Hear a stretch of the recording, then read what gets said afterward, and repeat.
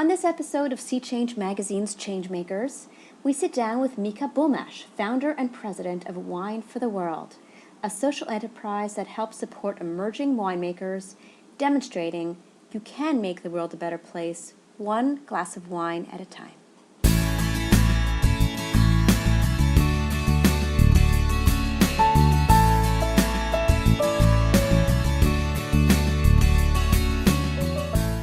Where did this passion for wine begin?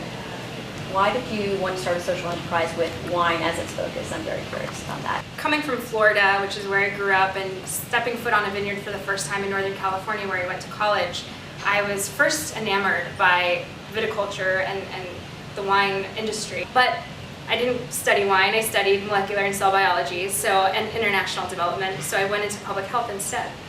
And from public health, I went into agriculture and food security and really started building a career in international development, all the meanwhile nurturing this passion for wine.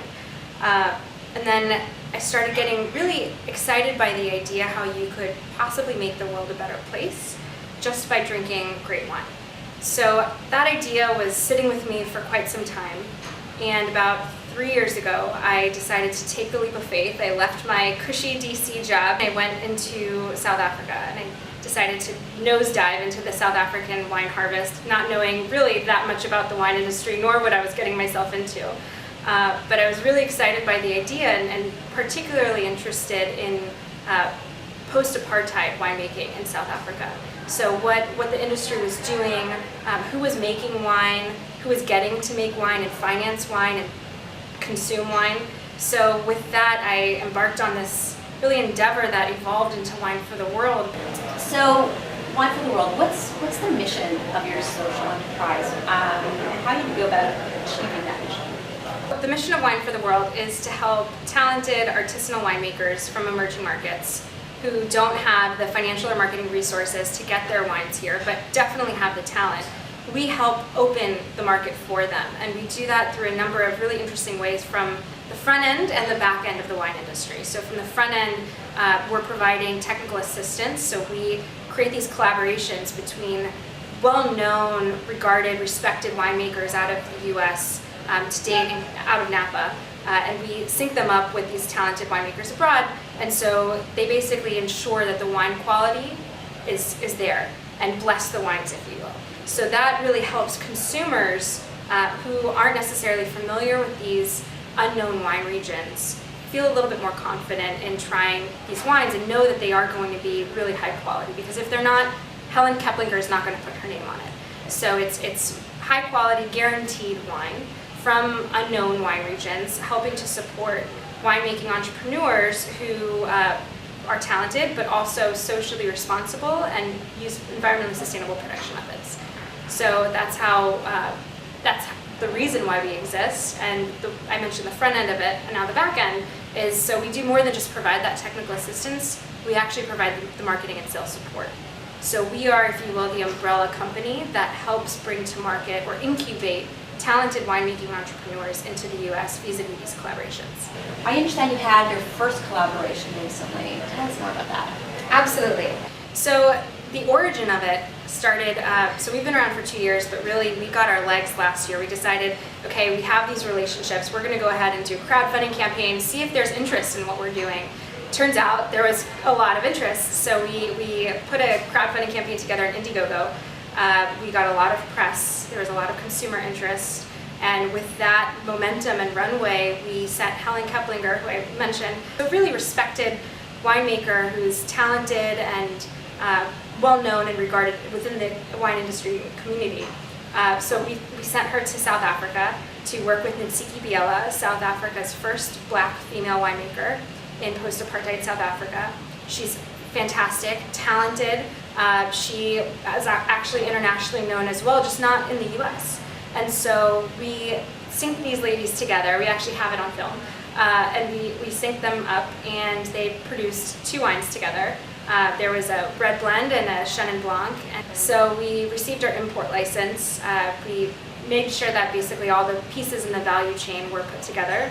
We got our an infinite number of label approvals that are required for the wine industry. And then we brought the wines here. And so now we're just bringing them to market. We're really excited. We're already in stores. We're at Wine Bar. We are also selling online, so really the reception has been tremendous. The industry loves the wine. The quality's there, the price point you can't beat for the quality. And then the story, which a lot of consumers, particularly millennials, are attracted to, because we are making the world a better place, one glass of wine at a time, so it's hard to beat that. That must have been a really proud moment for you. Curious about what the challenges are that you face as a social enterprise. So far, I'd say two main challenges. One, the wine industry. It's highly regulated, and this is really the benefit that we provide to our partners abroad, is helping to navigate and map through the wine industry, and every state has its own laws and requirements, and so we've been building these partnerships to help streamline this for our partners. So that just takes time.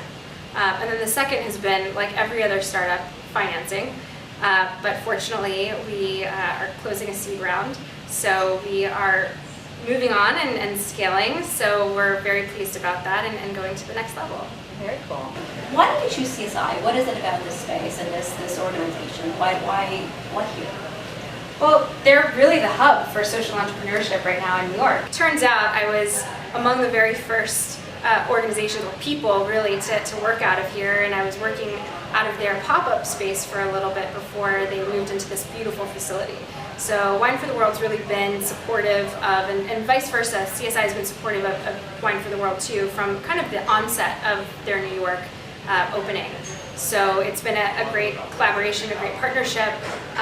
We are happy to now have wine, so we can hopefully start serving wines at all of the many events that CSI has. What about your future plans? Where do you see this organization going? Do you have a 2-year plan, 3-year plan? So future plans, definitely. We have a lot. We're scaling into our next vintages, our next regions.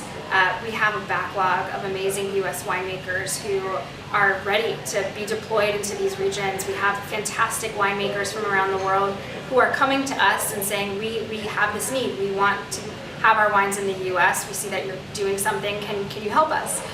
So we have a lot of folks who are in queue, if you will, and so now it's a matter of going through the process of sourcing the wine, facilitating these partnerships. And fortunately, because of our business model, we're able to do it pretty quickly, so we don't have to wait from grape to bottle in order to release these wines. We're actually working on the blending stages, which make it easier for us to do it quickly and make it easier for us to help our winemakers internationally and work with our winemakers over here. Perfect. Thank you so much for taking the time to speak with me. Thank you for having me. She's doing great.